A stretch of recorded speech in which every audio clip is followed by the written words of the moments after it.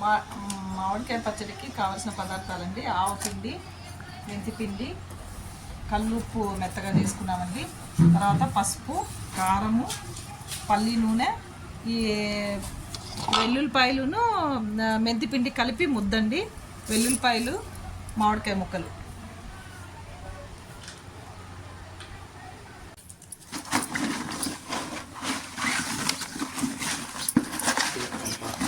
ఇలా కలపాలండి బాగా. నేను కొన్ని మామిడికాయ ముక్కలు కింద పోసుకున్నానండి. మళ్ళీ ఇవి ఇక్కడ నుంచి ఇలా పోసుకుంటే కలుస్తాయని ఇలా పెట్టుకున్నానండి. మీరు కూడా ఇలా చేసుకోండి, ఎందుకంటే ఒక్కొక్క ముక్కకు ఉప్పుగా అంటదండి, దానివల్ల బూజు పడుతుంది. అందుకే శుభ్రంగా కలిపామనుకోండి చక్కగా వస్తుంది. ఇలా కలిపేసుకున్న తర్వాత కొద్దిగా పసుపు వేసుకోవాలండి. పసుపు,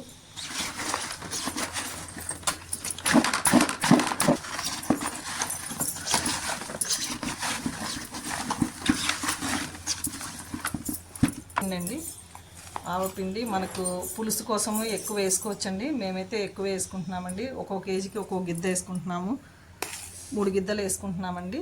ఎందుకంటే ప్రతి దాంట్లో మేము పులుసు ఎక్కువ తింటామండి. అందుకే ఇది ఆవపిండి కదండి, అందుకే 3 కేజీలకి 3 గిద్దలు వేసుకుంటున్నామండి.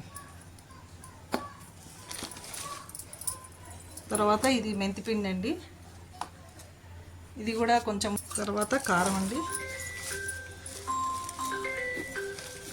అట్లా 3 కేజీలకి 3 గిద్దలు పోసుకుంటున్నానండి.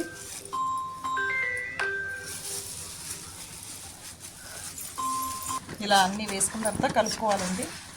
ప్రతి ముక్కకు కలిసేటట్టు కలుపుకోవాలండి. ఇలా పెద్దది ఉంటే బాగుండేదండి, నేను ఇంకా ఇలా చిన్నగా ఉండడం వల్ల కొంచెం ఇబ్బంది పడుతున్నానండి. మీరు అలా కాదండి, ఒక పెద్దది ఏమైనా విశాలంగా ఉండేదాన్ని ఉంటే దాంట్లో ఇలా కలుపుకుంటూ చేసుకోండి. ఇప్పుడు ఇది ఆవపిండి, మెంతిపిండిను వెల్లుల్లిపాయ పేస్ట్ అండి. ఇది ఇట్లా అనుకొని చేసుకుంటే మంచి వాసన వస్తుందండి.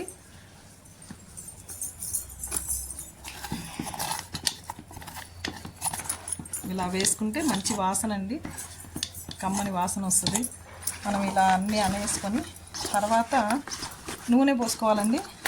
మేము పల్లి నూనె వాడుతున్నామండి. మీకు కావాలంటే నువ్వు పప్పు నూనె వాడచ్చండి, అది ఇంకా బాగుంటుంది. అంటే ఎవరి టేస్ట్ అండి. ఇక్కడ అంటే రాయలసీమ కదండి, అందుకే పల్లి నూనె ఇక్కడ పండుతాయి కాబట్టి పల్లి నూనె ఎక్కువ తింటారు కాబట్టి ఇది వాడుతున్నామండి.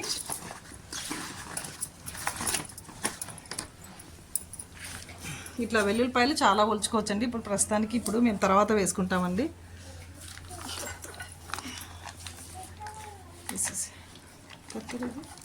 కత్తెర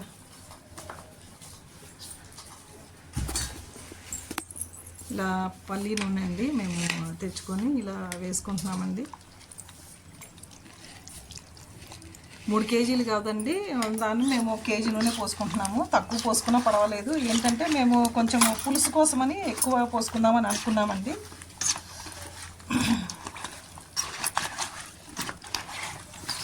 బాగా కలియపెట్టుకుంటాయండి, మనకు ముక్కకు బాగా అంటుకుంటుందండి. మీరు కూడా ఇలా చేయండి.